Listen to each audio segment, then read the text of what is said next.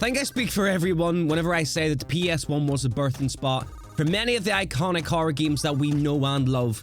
The Resident Evils, the Silent Hills, the Playboy Mansions, etc, etc. It was an iconic time where graphics didn't really mean shit.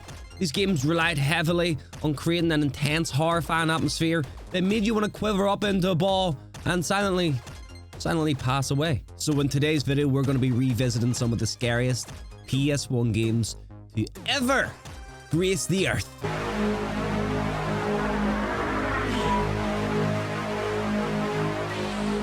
This was my first time ever playing Dino Crisis, so to be greeted with controls and camera angles very similar to Resident Evil, scary doors opening, I was super excited. I'm a sucker for fixed camera angles. Absolutely love them.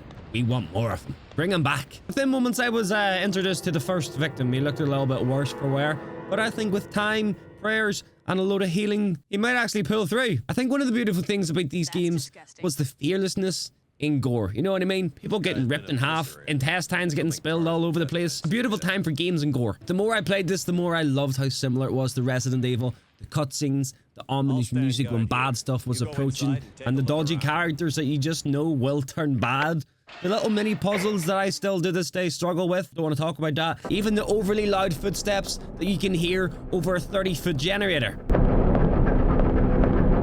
Boom, just like that, I'm in my first gunfight with a 12-foot dinosaur. Holy shit. Not a hard fight. He took some damage, and once we killed him, our character was back to slaying with the hand on the hip, not knowing that that dinosaur we did just kill had just ripped somebody in half. No fucks given. I also recently just learned that this game was also made by Capcom, the same people that made Resident Evil. So that kind of makes sense as to why there's so many similarities in the game in every single way. We have replaced the mansion with a lab. We've replaced zombies with dinosaurs. Kind of makes sense. I also figured that out during gameplay. I had to do some research, make game. At this point in the game, I'm running around aimlessly. Nothing new there. No bullets, bleeding, losing health, no way to fix myself. Nothing's changed in terms of my skills playing video games. I also just tried to pick a fight with a dinosaur with one bullet in my gun. One singular bullet. Didn't work. Don't get me wrong though, whenever I say I'm running around aimlessly, that may sound like I don't know what I'm doing. Truth is, I don't know what I'm doing. Don't have a fucking clue. That was the beauty of these games back in the day, you know what I mean? I feel like these games gave you bare bones at the start just so that you could feel a little lost and, you know, go and figure shit out for yourself and feel the need to run around exploring every single room, reading all notes, memos to find codes, to open doors you might not have found if you didn't search in the first place. Playing these games sometimes felt like a process of elimination where you would just run around every room, find out if it's either locked or it has a story progression item inside it. It was the beauty of the game. So what I noticed about playing this game is it makes me feel like playing Resident Evil was a warm-up for this game. Ammo is a lot more scarce, I think. The dinosaurs are harder to kill than the zombies, naturally. But it gives me a sense of, oh, I'm gonna fucking die every time I see one of the big lizards. Every single time. So after meeting this Dan scientist, he gave us a nice item for the store. I feel like it's where we leave it for Dino Crisis. This has been a blast. I love these types of games so much. Good story, good gameplay, challenging enemies, challenging puzzles to solve with rewards. Great game! Told me, extremely vital. Silent Hill didn't start for me with these games. Hear me out. Silent Hill started for me in 2006 with the movie. With Boromir, aka Sean Bean. I never played these Silent Hill games until the remake of Silent Hill 2 recently, I think it was. So like Dino Crisis, this game is new to me. It begins with a guy waking up in a car that looks like it was just in a car crash. So already not a great start. And then we're on the lookout for someone called Cheryl. Whoever that is, I'm going to assume that it's his daughter maybe, because it's similar to what the movie is. I'm going to be honest. The atmosphere in this game is already terrifying me, to the point where I actually don't want to play the game, and I think we should tell Cheryl that she's on her own. Cheryl? Is that Cheryl? And then all of a sudden, we meet a girl who might be Cheryl, and we're off like a greyhound at the races, running through the mist, running through the falling ash, I think that's supposed to be, like there's no tomorrow, running deeper into what seemed like a fucking nightmare. Tornado sirens in the distance, blood splattered all over the floor with bones. Yep! I hate this. Next thing I know, I'm getting attacked by 3 monsters that look like they have assholes for faces, also covered in blood, and I'm panicking.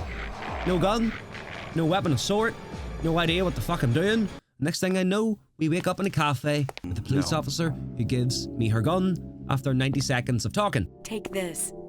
and hope you don't have to use it. Walking through the streets, fighting off flying monsters, demented dogs, I started to realize that I might be playing one of the scariest fucking games I've ever experienced. There was just something about this game that had me locked in like never before. I was terrified. Genuine, it's a really scary game and they killed the atmosphere. With every turn and road blocked or destroyed, as I tried to find the destination that was the skull, I started to panic more and more.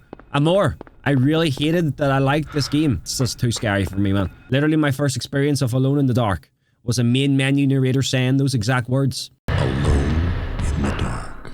First thing we got to choose in Alone in the Dark was to either be Edward Cornby, whose characteristic is that he owns a double-barrel shotgun. I mean, I don't know what that means, but it can only be good.